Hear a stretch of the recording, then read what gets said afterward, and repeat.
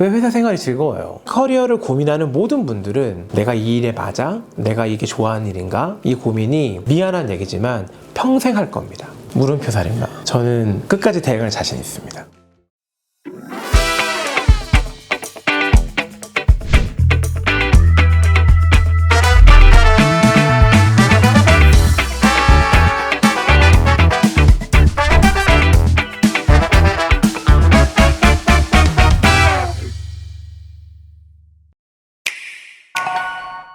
안녕하세요. 저는 유언장을 가볍게 쓸 수 있는 AI 서비스를 준비하고 있는 이은재라고 합니다. 반갑습니다.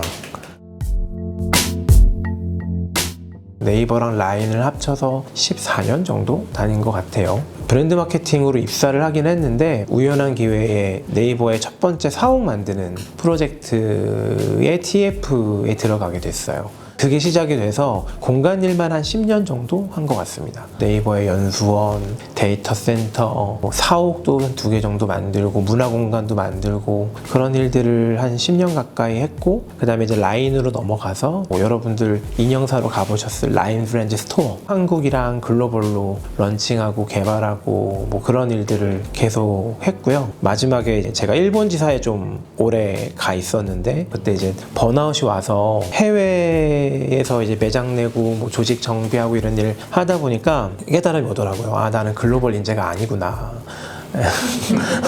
돌아오고 싶다라고 했는데, 당시에 회사에서는 제가 돌아오기를 원하지 않았어요. 왜냐하면 그냥 이 회사에 아주 마일리지가 긴 믿을만한 애가 해외에 한 군데를 맡아주면은 마음이 편하잖아요, 여러모로. 그때 이제 저는 처음으로 우울증도 겪어보고, 그래서 손을 들고 돌아왔죠. 돌아온 다음에 이제 놀고 싶었는데 못 놀고 레오로우로 갔다가, 이제 레오로 나와서도 아, 진짜 이제 좀 놀아야 되겠다 생각을 했는데 오늘의 집에서 오퍼를 주셨어요. 왜냐면은 오늘의 집이 PB 사업을 아주 옛날부터 하고 싶어 했는데, 가구 업계의 분들은 실은 IT 업계랑 DNA가 너무 달라서 적임자를 못 찾고 계셨었어요, 오늘의 집에서. 근데 이제 IT 회사를 10몇 년 다녔는데 가구 회사 경영진을 한 사람이 나타난 거예요. 거기서는 지금 완전 빨리 들어와라 라고 하셔서 계속 고사하다가 오늘의 집 대표님이 진짜 좋으세요. 그래서 그분의 꼬임에 넘어갔죠. 그런데 잘 넘어가는 타입이에요. 실무적인 일을 막 해서 막 차리다가 현타를 겪고 주식도 포기하고 나왔죠. 정말 아무것도 하지 않고 한 1년 정도를 잘 놀고 다시 이제 움직여도 좋겠다라고 생각이 들어서 지금 이렇게 일을 벌리면서 하고 있는 중입니다. 다른 것보다 요새가 커리어, 일에 대한 고민이 참 많은 시대가 된 것 같아요. 제 주변에도 그런 분 너무 많아요. 회사 일을 진짜 열심히 하는데 나 뭐 해야 될지 모르겠어, 이런 분들이 너무너무 많고, 저도 그 중에 하나였고, 저희 오피스에 직장인들이 일 끝나고 와가지고 이거 듣고 자기 더 뭔가 배우겠다고 오는 거잖아요. 여기 온 사람들의 공통점이 뭘까 고민해보니까 다 향상심이 있는 사람들이고 다 외로움이 있는 사람들인 것 같다. 좀 더 나은 사람이 되고 싶어서 근데 혼자 하기 힘드니까 이런 데 와서 이런 걸 하는 게 아닌가 라는 생각이 들었어요. 요새는 성장이라는 단어를 별로 안 좋아하거든요. 지긋지긋해요. 너무 많이 얘기했죠. 직장 다닌 동안 내내 성장 얘기밖에 안 하잖아요. 어디 스타트업 인사팀장님 글 쓴 거 보니까 컬럼 하나에 성장의 단어가 막 16번씩 나와요. 그런 세상이라서 성장이라는 단어는 지긋지긋하지만 향상심이라는 단어는 굉장히 좋아해요. 성장은 옆에서 강요하기도 하고 하지 않으면 안 될 것 같기도 하고 그런 느낌이 좀 있잖아요. 근데 향상심은 내 스스로 나아지고 싶은 마음이잖아요. 누가 원해서가 아니라 나는 좀 더 나은 사람이고 싶은데, 내가 생산적이고 싶은데, 그런 마음의 발현이잖아요. 그러니까 자유에 의한 거잖아요. 남의 만족도 물론 되게 중요하지만 제 만족도가 높으면 기분이 좋은 상태가 유지가 되잖아요. 기분이 좋은 상태가 유지가 돼야지 더 좋은 게 나오잖아요. 옛날에는 일을 잘한다라는 거가 일을 정말로 해서 뭘 만들어내느냐 영역으로 보다가, 지금은 내가 이 일을 잘하려면 내가 어떤 컨디션인 게 되게 중요해지는 단계에 온 것 같아요. 제가 되게 잠도 잘 자고 운동도 좀 하고 밥도 잘 먹은 상태에서 일을 해야 일이 바짝바짝 된단 말이에요. 그 환경을 만들려면은 이제 내가 어떻게 해야 되지?로 이제 흘러가게 되잖아요. 그런 식으로 점점 중요한 것들이 좀 이렇게 변화하고 있는 느낌은 있어요. 직장인이라면 글쓰기가 일할 때 굉장히 큰 경쟁력입니다.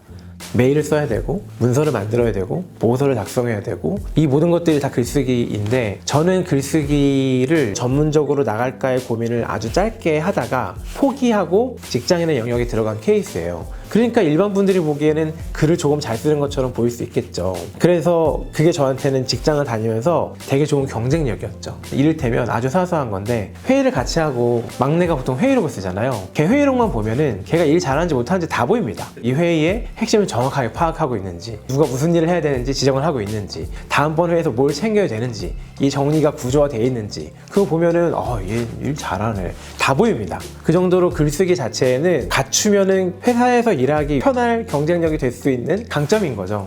근데 운이 좋게 저는 그 부분에서 약간의 능력이 있었던 것 같아요. 그래서 덕분에 회사 생활을 좀 잘 했던 것 같고, 반대로 시대가 변했잖아요. 시대가 변하면서 글쓰기 능력은 여전히 중요하지만 그 방식은 바뀌었다라는 생각을 했어요. 제가 오늘의 집에 입사를 해서 슬랙에 들어갔어요. 슬랙을 처음 쓰는 거였어요. 슬랙에 들어갔더니 엉망진창인 거예요. 우리가 보통 메일을 쓸 때도 기승전결 있잖아요. 맨 위에는 서머리를 해드리고 바쁜 분들 다 볼 수 없을 테니까 첨부 파일은 절대 다 풀 파일로 넣지 않아요. 봐야 될 것만 장표 캡처 따가지고 짝짝짝 넣어주고 마지막에 당신이 뭘 결정해줘야 되는지 정확하게 써주고, 이게 우리가 메일을 잘 쓰는 방법이었죠. 근데 슬랙에서는 그냥 오방난전으로 모두가 나를 배설하고 있는 거예요. 아무런 형식도 아무런 포맷도 없이 개발자와 디자이너와 MD와 모든 사람들이 배설을 하고 있는 거죠. 진짜 난감했어요.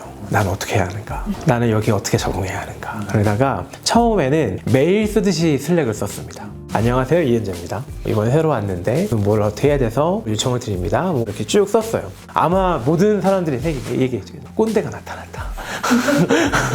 그런데 한 2달 정도 하니까 이제 저도 그들과 똑같아졌어요. 양식은 중요하지 않다. 내가 얘기할 거를 주구장창 이야기하고 필요한 애들을 태그를 미친 듯이 걸고 그런 식으로 일을 하게 되더라고요. 그 글쓰기 방식도 시대에 따라 확실히 달라지고 있구나라는 생각은 들었던 것 같아요. 저는 되게 운이 좋은 편이어서 상사복이 꽤 있었어요. 좋은 사수를 저는 많이 만났어요. 특히 네이버 때에 저희 팀뿐만 아니라 본부 그리고 그 회사까지 엄청나게 성장하는 회사에 엄청나게 좋은 사람들이 모여서 엄청나게 의미 있는 일을 하고 있다는 자존감으로 똘똘 뭉쳐져 있었어요, 당시. 그때 그 조직에 제가 들어갈 수 있었던 게 되게 천운이었다고 저는 생각을 해요. 그래서 저는 그 한 사람이 스스로 이루고자 하려는 성장 의지보다 어느 환경에 들어가 누구와 함께 일하느냐가 더 결정적이라는 생각을 해요. 그래서 회사를 고르시거나 트러블이 있을 때나 그럴 때 보면은 저는 주로 보는 게 내가 아직 여기 배울 만한 사람이 있나? 얼마 전에 책 내신 조수영 대표님, 저희 본부장님이셨는데 그런 얘기 해주셨어요. 나갈까 말까 고민될 때 2가지만 보면 된다. 네 연봉이 친구한테 말하기에 부끄럽냐 안 부끄럽냐, 아니면 내가 지금 이 조직에서 배울 만한 사람이 있냐 없냐, 그 둘 중에 하나만 충족돼도 다닐만하다. 둘 다 충족된 거는 굉장히 운이 좋은 거고, 하나만 충족돼도 다닐만하다. 돈을 많이 주든지 배울 사람이 있든지. 근데 둘 다 충족되지 못하면 빨리 나가라. 저는 그 말이 꽤 맞는 말이었던 것 같아요. 트러블에 대해서는 제가 회사에서 막 사고도 몇 번 쳤거든요. 사건 사고를 몇 개 쳤는데 그때 제가 깨달은 건 뭐냐면은 내가 진짜 나쁜 짓을 하지 않는 한 회사는 나를 내쫓지 않는구나. 내가 돈을 숨기려고 하거나 아니면 비리를 저지르려고 하거나가 아니라 좋은 의도를 가지고 뭔가 열심히 하다가 사고가 나거나 잘 안 되는 거는 그냥 좀 평가가 안 좋거나 그런 거 좀 혼나는 거지, 내쫓기거나 아니면 그런 거는 아니구나. 잔근육이 좀 필요한 것 같아요. 맷집이라고 해야 되나? 혼나도 그냥 회복 탄력성이 좀 있고 그냥 다음날 다시 그냥 잘 하고, 사이가 좀 어색하더라도 다시 또 같이 고생하다 보면 좀 좋아지는 거고, 그렇게 시간이 좀 흘러가면서 이제 단단하게 쌓여지면서 이게 만들어지는 건데, 그 장근육이 요새 좀 없는 분들이 많잖아요. 아무래도 그러다 보니까 맷집이 없어서 아주 사소한 몇 가지 때문에 가지 못하고 무너지는 경우들을 종종 보죠. 그럴 때 보면은 좀 안타까운 건 있는 것 같아요. 그 맷집이란 건 고생을 해야 됩니다. 고생하지 않으면 맷집이 길러지지 않고 성장을 할 수가 없어요. 적당한 고생은 필요한데 고생이라고 하는 거를 받아들이는 사람마다 그 강도가 너무 다르잖아요.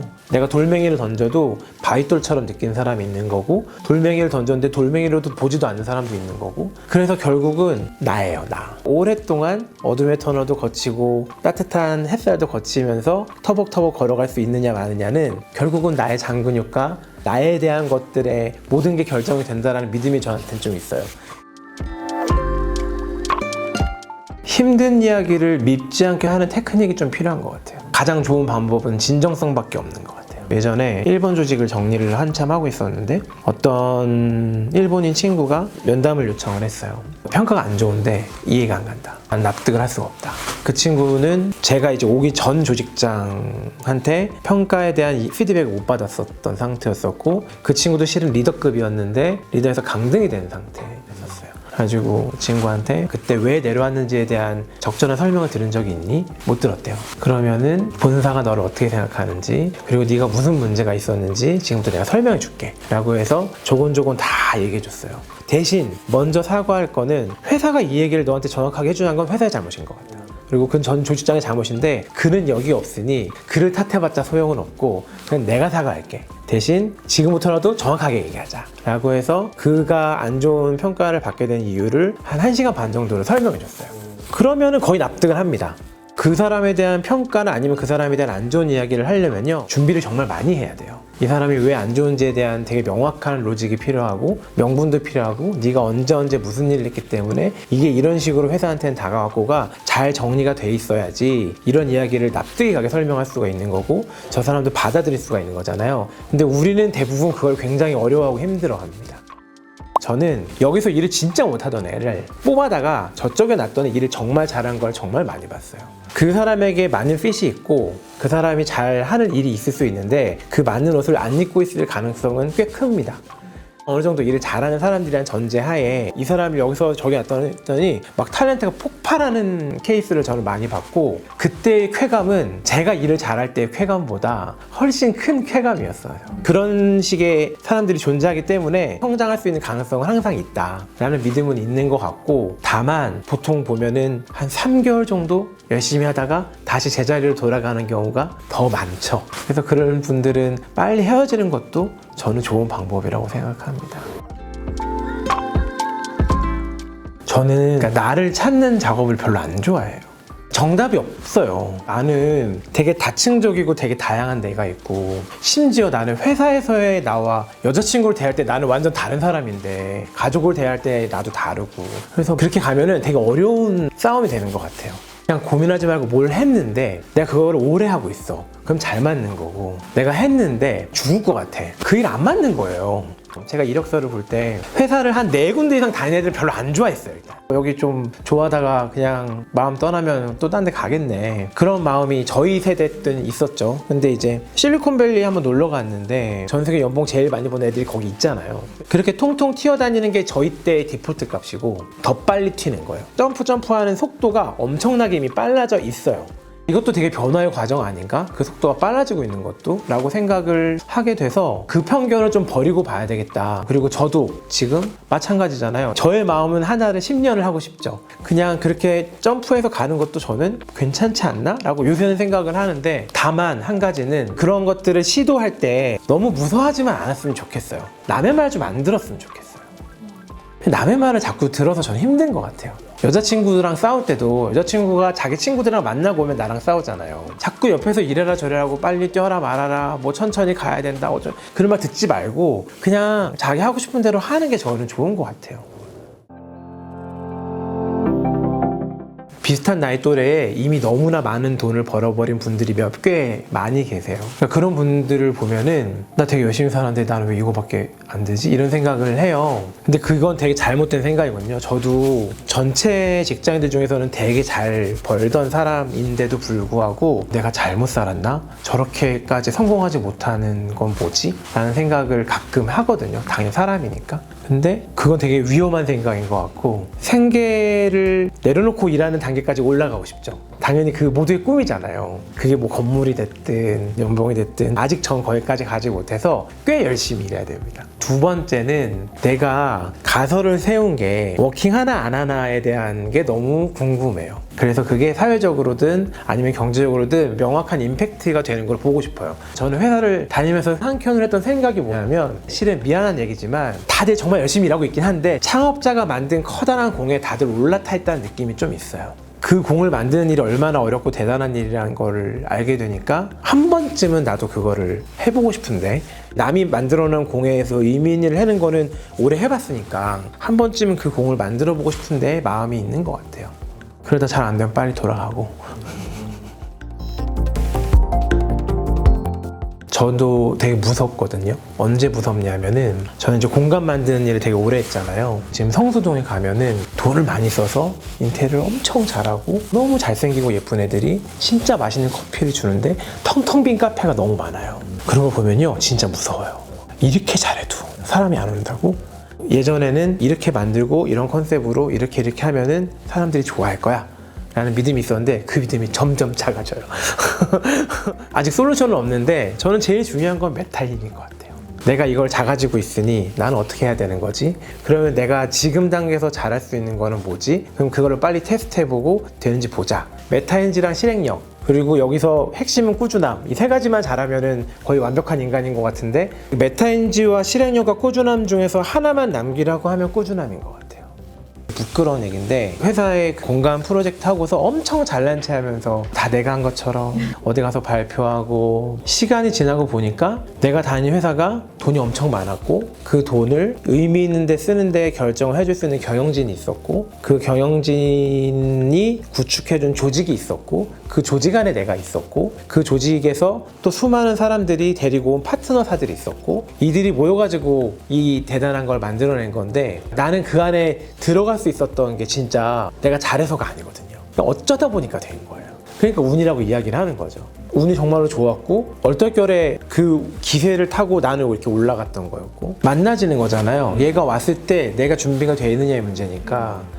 근데 그거를 인지하지 못하던 시절이 있었던 것 같고, 그래서 되게 잘난 체하고 그랬던 시절이 있었던 것 같고, 지금은 그래서 일을 할 때 무엇보다 좋은 사람이랑 일하려고 엄청 애를 쓰는 거, 그리고 지금 내가 하는 업의 영역이 그 기세를 타고 올라갈 수 있는 데야 아니야, 그걸 엄청 보는 거죠.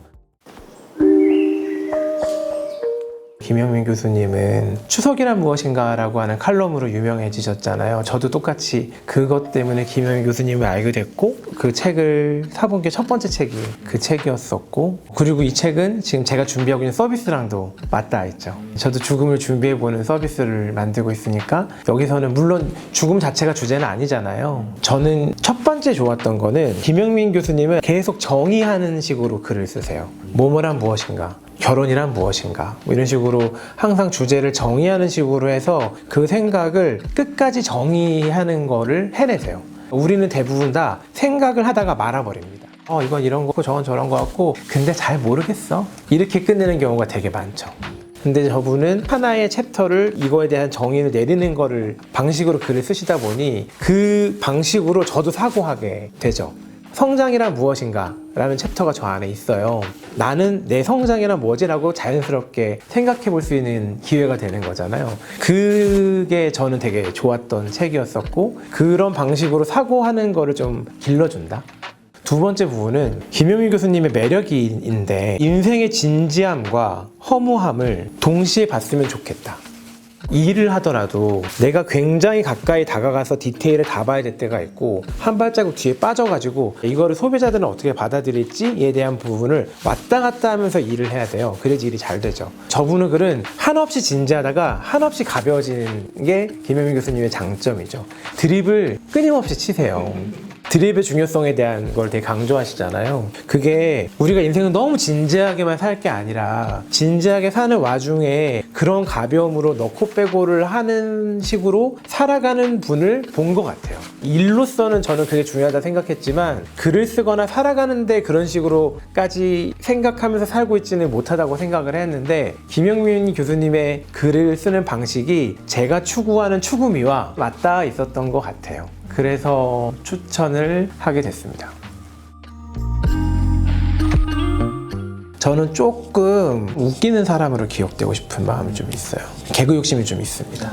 예를 들면은 프레젠테이션 같은 걸 하면은 저한테 되게 중요한 게 몇 명이 웃었지? 이런 게 되게 중요해요. 빵 터지는 모먼트가 몇 번이었지? 이런 거 되게 중요한 사람이라서 저랑 제 소중한 사람들이랑 즐겁게 살 수 있으면은 저는 되게 만족할 것 같고, 그렇게 하기 위한 과정으로서 그냥 계속 살아갈 것 같다? 이게 지금 저한테는 중요한 거고, 좀 더 현실적인 이야기를 해보자면 제가 지금 혼자 일하는 즐거움을 충분히 만끽했거든요. 평가도 안 해도 되고 누구를 성장시켜야 된다라는 부담과 강박도 없고 그냥 내 한 몸 잘 건사하면 되고, 이거 너무 좋은데 허기가 생겨요. 정말 나랑 잘 맞는 좋은 팀을 구성해서 임팩트 있는 결과물을 만드는 거를 다시 이제 좀 본격적으로 하고 싶은 공격력이 차오른 상태예요. 그래서 그거를 단기간으로 해서 지금 제가 오피스를 작게 하나 해놓는 상태인데 거기를 꽉 채웠으면 좋겠어요. 저에게 생각을 정리할 수 있는 기회를 주시는 것 같아서 너무 좋은 것 같아요. 커리어에 대해서 이런저런 잡생각은 많았는데 쫙 한번 잡아주신 것 같아서 그게 저한테 되게 도움이 되는 것 같고, 그리고 역시나 자꾸 반추하게 되는 것 같아요. 내가 이렇게 말하고 있는데 나는 잘 살고 있는 거 맞아? 라고 생각을 하게 해주는 계기를 만들어 주셔서 너무 감사합니다.